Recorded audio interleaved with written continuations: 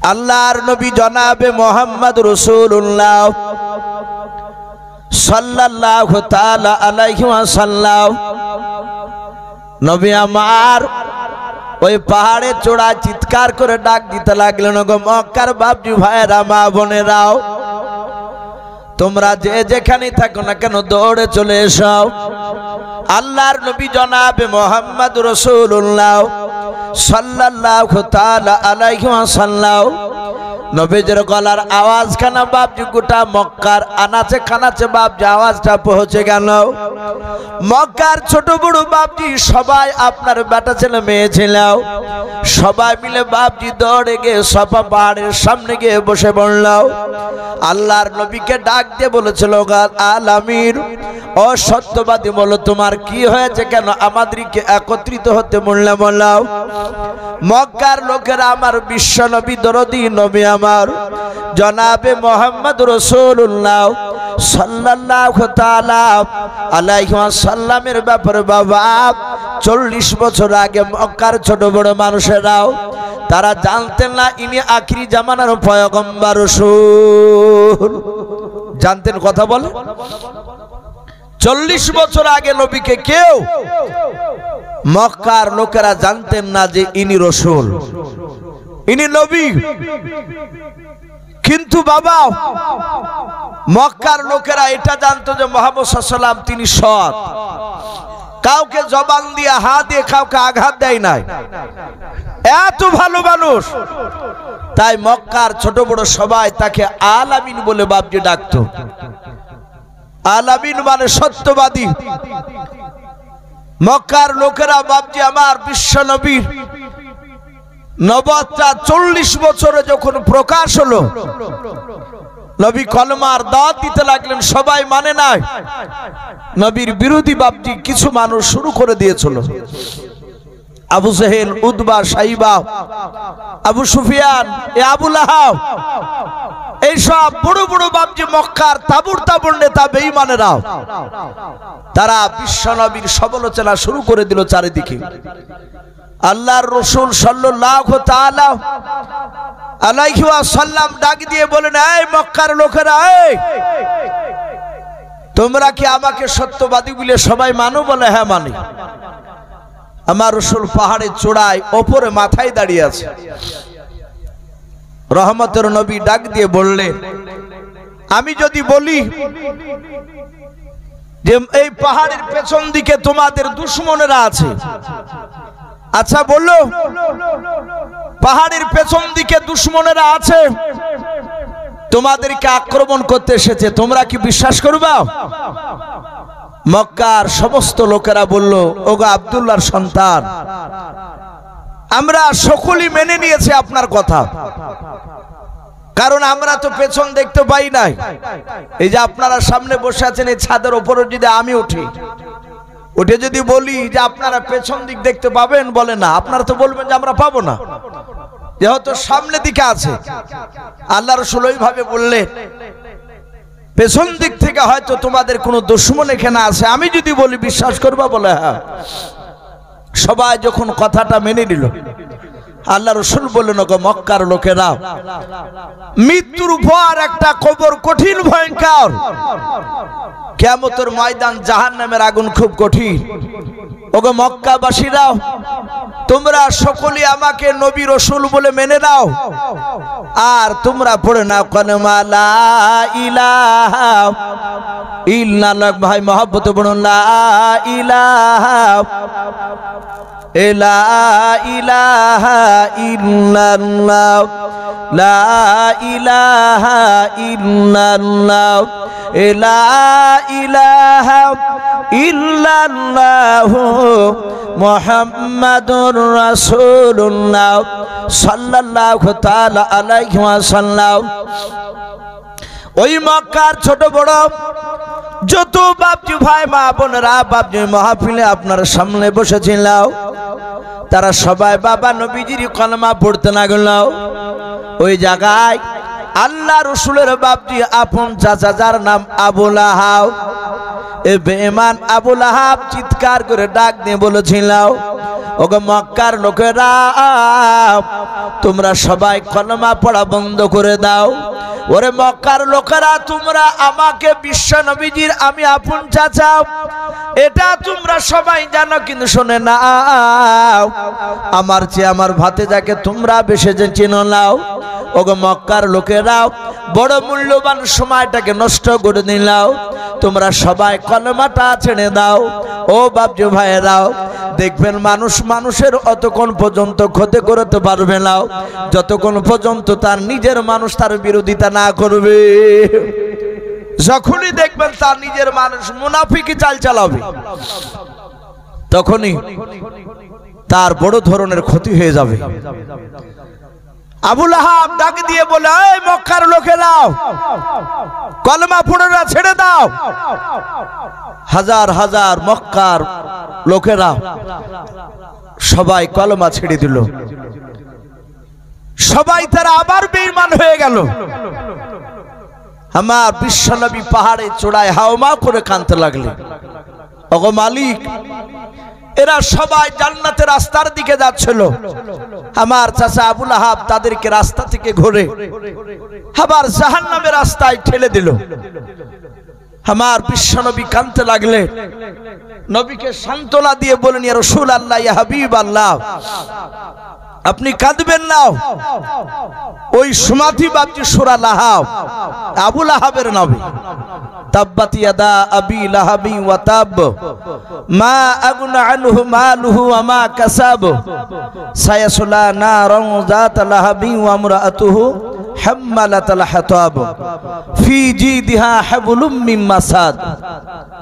এই সূরাটা বাপজি অবতীর্ণ হলো, নাজিল হয়ে গেল। ওই সূরার মধ্যে আল্লাহ বললেন, হে রাসূল আপনি কাঁদবেন না, জিবরিলের মারফতে বলছে যে আবু লাহাবের হাতগুলো ধ্বংস করে দিলাও। যে সব মানুষেরা কলেমা পড়তে পড়তে ছেড়ে দিলে এরা জাহান্নামের আগুনের লাকড়ি হবে, আর ওই লাকড়ির ভিতরে ওই সময়তে ওই জায়গাতে আবু লাহাব সে আগুনে পুড়বে। ডাক দিয়ে বলল, শুনে নাও তুমি চিন্তিত হয়েও না। আবু লাহাবের একটা স্ত্রী ছিল, তার নাম ছিল উম্মে জামিলা, খুবই সুন্দরী, কিন্তু সে বেয়াদবটা সে বদমাইশটা সঙ্গে সঙ্গে বলল যে শুনে নাও যদি এই মুহাম্মদ সাল্লাল্লাহু আলাইহি ওয়াসাল্লামকে যদি মারতে পারো তাহলে আমার গলাতে যে সোনার মালা রয়েছে ওই মালাটা আমি তোমাদেরকে বিক্রি করে আমি তোমাদেরকে উপহার দিব। যাহাতে কথা বলল আল্লাহ রাব্বুল আলামিন বলেন, ফি জিদিহা হাবলুম মিন মাসাদ। ও রাসূল আপনি চিন্তিত হবেন না, আপনার চাচিমাকে কিয়ামতের ময়দানে যেদিন কোটি কোটি মানুষের সমাগম হবে সেই দিনকে তার গলাতে আগুনের মালা পরে তাকে টেনে হিচড়ে নিয়ে বাড়ানো হবে।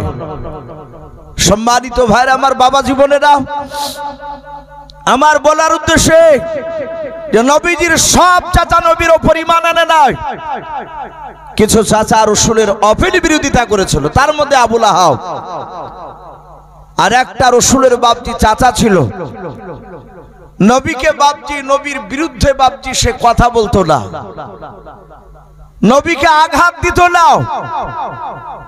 আমার বিশ্ব নবীকে বাপজি সারা পৃথিবীর আমার বিশ্ব নবী বলেন, আমার আবু বকর সিদ্দিক রাদিয়াল্লাহু তাআলা আনহু আমার বন্ধু আবু বকর ছাড়াও সারা পৃথিবীর যত মানুষ আমাকে ভালোবেসেছে সবারই ভালোবাসা যদি এক পাল্লা রাখা হয় আর আমার চাচা আবু তালিবের মহব্বতের পাল্লা, মহব্বতটা উপর পাল্লা দিলে আমার চাচা আবু তালিবের মহব্বতের পাল্লা ভারী হয়ে যাবে। বলুন সুবহানাল্লাহ। আপনারা সকলেই জানেন সেই নবীর চাচা আবু তালিব, এই লোকটা জান্নাতি না জাহান্নামী? বাপ একটু জোরে বলুন, শুনেন না? সে লোকটা জান্নাতি না জাহান্নামী? এ দেখেন এই বাপজি বলছে জান্নাতি, আমার বিশ্ব নবী বলেন সে জাহান্নামী। অথচ নবী নিজ জবানে বলছেন সারা পৃথিবীর যে আমাকে বেশি ভালোবেসেছিল সে আবু তালিব চাচা, নবীর বড় চাচা আবু তালিব আমার বিশ্ব নবীকে কতটা ভালোবেসেছিল। এই জন্য প্রতিটা বাপজি ভাইদেরকে বলবো, আমরা সুন্নাত তরিকা যদি না চলতে পারি, সে আলেম হন আর হাজি হন, মাস্টার হন আর উকিল ব্যারিস্টার যেই বেটা হন না কেন, রসুলের সুন্নাত তরিকায় যদি বাপজি না চলতে পারি, কিয়ামতের ময়দানে 5 পয়সা আমাদের দাম নাই। আছে দাম? কথা বলে। নবীর হাদিস অনুযায়ী বাপজি দাম নাই। নবী বললেন, আমার সুন্নাতকে যারা মানলো, মান আহাব্বা সুন্নাতি, যারা আমার সুন্নাতকে ভালোবাসলো, ফাকাদ আহাব্বানি, তারা আমাকে ভালোবাসলো, ওমান আহাব্বানি কানা মাই ফিল জান্নাহ। রাসূল আরো বললেন, যারা আমার সুন্নাতকে ভালোবাসলো তারা আমার সঙ্গে জান্নাতে থাকবে। এটা রাসূলের জবানের কথা। আপনি আমি শুধু মৌখিক যদি বলি রাসূলকে ভালোবাসি, এই যে মিটিং এ বাপজি ওয়াকফ সম্পত্তির ব্যাপারে ডাকা হচ্ছে, সামনে 26 এপ্রিল ব্রিগেডে বাপজি ময়দানে সমাবেশ বাপজি রয়েছে, আমাদের মুসলিম পার্সোনাল ল বোর্ড বাপজি ডেকেছে মিটিং। ভারত স্বাধীন হওয়ার পরে এই পর্যন্ত বাপজি ওই ব্রিগেডে এইভাবে এই সভা হয় নাই, যেটা প্রথম হতে চলেছে, ঐতিহাসিক সভা। অনেক মানুষ বলছে না, ও মাওলানাদের ফোক করে পড়া যাবে না, ও সব মিটিং এ যাওয়া যাবে না, গেলি মারা পড়ে যেতে হবে। এটাই নামধারী মুসলমান, আমাদের মতোই বাপজি টুপিওয়ালা দাড়িওয়ালা অনেক মানুষ বাপজি এই কথা বলছে। বাপজি আমার সোনা লালেরাও, রসুলের সুন্নাতকে বাপজি মানা লাগবে। রসুলের আপন চাচা আবু তালিব ও নবীকে কতটা ভালোবেসেছিল, আমি তো বললাম যে মহব্বত করতো। কেমন মহব্বত করতো সেটা কিতাবে দেওয়া আছে, সিরাত হালবিয়া বলে একটি কিতাব, ওলামে দেওবন্দের লেখা। আমি যে কথাগুলো বাপজি সব রেকর্ডিং হচ্ছে, দেখেন এই সব মোবাইল, এখনো হয়তো শত শত মানুষ বাপজি লাইভে হয়তো দেখছে কথাগুলো। আমার বিশ্ব নবীজিকে বাপজি রসুলের আপন চাচা কতটা ভালোবাসতো, কিতাবে লিখেছে। আল্লাহ রসুলের বাপজি একেবারে প্রথম যখন কলমার দাওয়াত দিছিলেন, মাত্র 14 দিন চলছে রানী, ওই যে কোরআন কারে হীরা নাজিল হলো, খাদিজাতুল কুবরা রাদিয়াল্লাহু তাআলা আনহাকে কলমার দাওয়াত দিয়ে দিলেন। খাদিজা কলমা পড়ে নিলেন। পড়ে নেওয়ার পরে বিশ্ব নবী বলেন, খাদিজা আর ঘরে বসে থাকা যাবে না, আমাকে বেরিয়ে যেতে হবে কলমার দাওয়াত দিতে। বিশ্ব নবী মক্কার অলিগলিতে কলমার দাওয়াত দিতে লাগলেন, মার খেতে শুরু করলেন। নবী আমার যতদিন কলমার দাওয়াত দেন না, 40 বছর আগে রসুলের একটা বিরুদ্ধে বাপজি লোক ছিল না। নবী যখনই বাপজি সব হক কথাগুলো বলতে লাগলে, রসুলের বিরোধিতা শুরু হয়ে গেল। রহমতের নবী 1, 2, 3, 4 করে 14 দিন হয়েছে রানিং কলমার দাওয়াত দেওয়া। বিশ্ব নবী আমার মক্কার চৌরাস্তার মোড়ে কলমার দাওয়াত দিছিলেন। 10-12টা বাপজি গরিব মানুষ রসুলের কথা শুনছিল। হাদিসে এসেছে বিশ্ব নবীজির সর্বপ্রথম বেশিরভাগ যারা ঈমান এনেছিল তারা সবচেয়ে বেশিরভাগ তারা গরিব ছিল। বলুন আলহামদুলিল্লাহ। আমার বিশ্ব নবী দরুদ নবীর ওই গরিব মানুষগুলো কথাগুলো শুনছিল। নবী জান্নাত জাহান্নামের কথা তাদের সামনে বাপজি বয়ান করছিলেন। সে সময় আবু সেহেল, উতবা, সাইবা, আবু সুফিয়ান, এরা 4 নেতা বাপজি, তারা বড় বড় নেতা। ওরা ওই সময় মক্কা নগরে চলে গেল। নবীকে দেখেছে তো কলমার দাওয়াত দিচ্ছে। সাথে হাতে বাপজি আমার বিশ্ব নবীজির কাছে গিয়ে রসুলের কলার খানাকে ধরলো আবু সেহেল বেঈমান। আমার নবীজির কলার খানাকে ধরে এমন ঝাটকা মারলো, ঝাটকা মেরে শুধু ছেড়ে দেয় না, এইভাবে টানাটানি করে আবার দিল ঠেলা। বিশ্ব নবী আবার দুনিয়ার বুকে কলমার দাওয়াত দিতে গিয়ে বেঈমান আবু সেহেল ধাক্কা মারলো, রসুল হুড়মুড় করে পড়ে গেলে। নবীর পড়ে গিয়ে বাপজি একটা পাথরে রসুলের কপালটা ফেটে গেল, কয়েক ফুটা রক্ত বেড়ে গেল। নবী আমার রক্তের জায়গাটা হাত দিয়ে রসুল আস্তে করে উঠে কেঁদে কেঁদে বললেন, চাচা আমি তো কোনো অন্যায় করি নাই, ওগো চাচা, আমি তো আপনাদেরকে এমন কোনো আঘাতজনক কথা বলি নাই, আমি শুধু আপনাকে বলেছি আপনার এই সব লোকেদেরকে তারা জাহান্নাম থেকে তারা কিভাবে জান্নাতে যাবে, আর আপনি আমাকে এভাবে ধাক্কা দিয়ে ফেলে দিলেন। বেঈমান আবু সেহেল আবার বিশ্বনবীর কলারখানাকে ধরল, ধরে বলে, এই মা মারা ছেলে, এতদিন আলামিন বলতে আর আলামিন বলছে না, বলে এই বেটা, তোকে বারণ করি নাই গত পরশুদিন যে কলমার দাওয়াত দিস নাই, আবার দিতে এসেছিস? তোকে সাবধান করে দিলাম, আগামী কাল থেকে যদি কলমার দাওয়াত দিতে যাস, আমাদের বাপদাদা ধর্মের বিরুদ্ধে যদি কথা বলিস, তাহলে তোকে আমরা মারতে মারতে দুনিয়ার বুক থেকে হত্যা করে ফেলবো, শেষ করে ফেলবো। সম্মানিত ভাইরা আমার, বাবা জীবনের এখনো এক শ্রেণীর লোক আছে, হক কথা বলতে গেলে বারণ করে দেয়, তবলিগের কথা বলতে গেলে কিছু মানুষের গায়ে আগুন জ্বলে যায় যে এরা তো খারাপ, এরকম ভাবে বাপজি ন্যায় অন্যায় করে কথা বলে।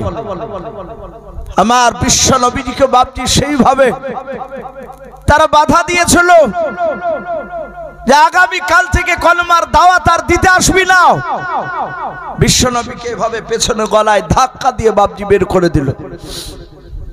নবী আমার কাঁদতে কাঁদতে চলে গেলে, যে নবী এত দামি আমার রাসূল, দুনিয়ার বুকে বিশ্ব নবী যতবার হাসতেন আমার আল্লাহ ততবারই জান্নাতের মর্যাদাকে বৃদ্ধি করে দিতেন। জোরে বলুন সুবহানাল্লাহ।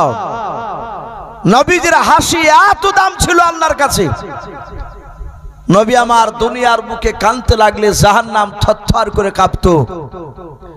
যদি আমার বিশ্ব নবী একবার যদি বলে দিতেন, ওগো আল্লাহ, আমি তোমার রাসূল, আমি তোমার কাছে আমি কথা বলছি, আমার উম্মত উম্মতি যত আসবে তারা ভালো করুক আর খারাপ করো, আমি তোমার রাসূল, আমি তোমাকে বলছি তুমি সবাইকে মাফ করে দাও, জান্নাতে দিয়ে দাও। আচ্ছা বলেন, এরকম দোয়া করলে আল্লাহ কি কবুল করতেন না? কথা বলুন। আমার বিশ্ব নবীর এত মহব্বত করতেন আল্লাহ।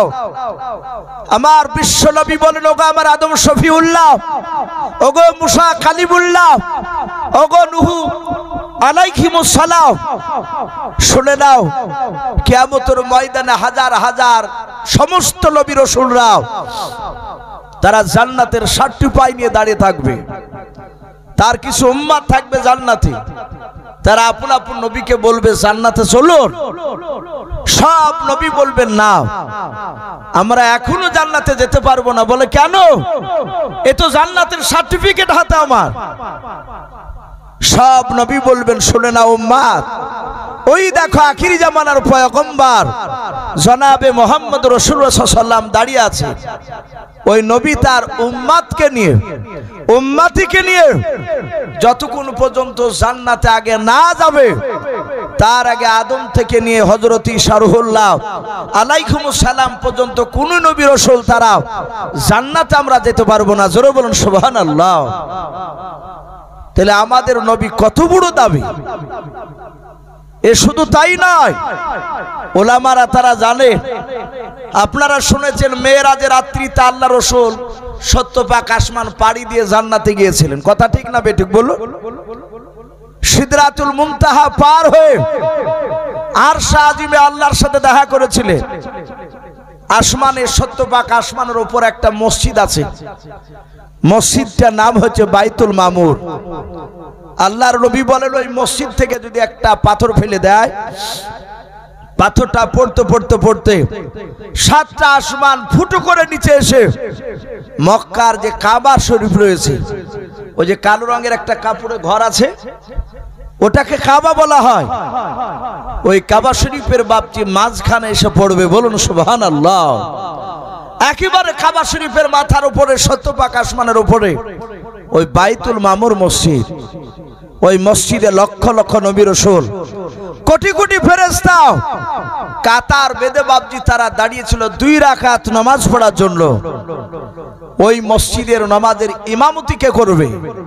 আদম করে নাই, জিবরিল করে নাই, কোন নবী আলাইহিস সালাম তারা কেউ দাঁড়ায় নাই। সবাই বলেছেন আমরা এখানকার ইমামতি করার যোগ্য নয়, এখানকার মসজিদের যোগ্য আজকের 2 রাকাতে তিনি হচ্ছেন মুহাম্মদুর রাসূলুল্লাহ, বলুন সাল্লাল্লাহু আলাইহি ওয়াসাল্লাম। ভাবতে পারেন বাপজি আমার সোনা লালেরা, সেই নবী এত দামি নবী আমার, সেই নবীকে বলা হয় সাইয়্যিদুল মুরসালিন।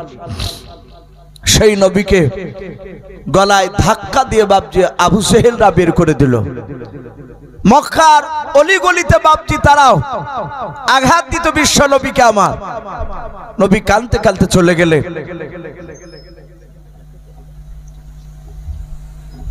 কাঁদতে কাঁদতে চলে গেলে দরদি নবী আমার, রহমতের নবী আমার ওদিকে চলে গিয়েছেন। আর ওই সময় কেতাবে লিখছে আবু তালিব যাচ্ছে মক্কাতে। আবু তালিব গিয়ে মক্কার চৌরাস্তার মোড়ে গিয়ে দেখে ওই আবু জেহেল, উতবা, সাইবারা। আবু তালিব তো একটা বড় নেতা, কুরাইশ বংশের। আবু জেহেল যেমন এক গোত্রের নেতা, উতবা সাইবারা যেমন গোত্রের নেতা, ওই রকম আবু তালিব বাপজি মক্কার কুরাইশ বংশের বড় নেতা। আবু তালিব কাছে গিয়ে বলল, এ ভাই কি ব্যাপার, সব নেতাগুলো এখানে? আবু জেহেলের মনটা খারাপ, ডাক দিয়ে বলল যে তোমার ভাতিজার খবর রেখেছো? আবু তালিব বলল, কি খবর? বলে যে কলমার দাওয়াত দিয়ে বেড়াচ্ছে। আবু তালিব বলল, খবর রেখেছি, আমার ভাতিজার আজ 14 দিন চলছে কলমার দাওয়াত দেওয়া। ভাই আবু জেহেল, ও উতবা, সাইবা, ওগো আবু সুফিয়ান, আবু তালিব বলছে, ওরা তো বড় নেতা। ওরাও বলো, ভাই আমার ভাতিজার দিনকে আমি মানি নাই। এটা কে বলে? কথা বলে কে বললে কথাটা আবু জেহেলের সামনে? নবীর আপন চাচা আবু তালিব বলে, আমি তার দিলকে মানি নাই, সে কলমার দাওয়াত দিয়ে বেড়াচ্ছে, এটা জানি।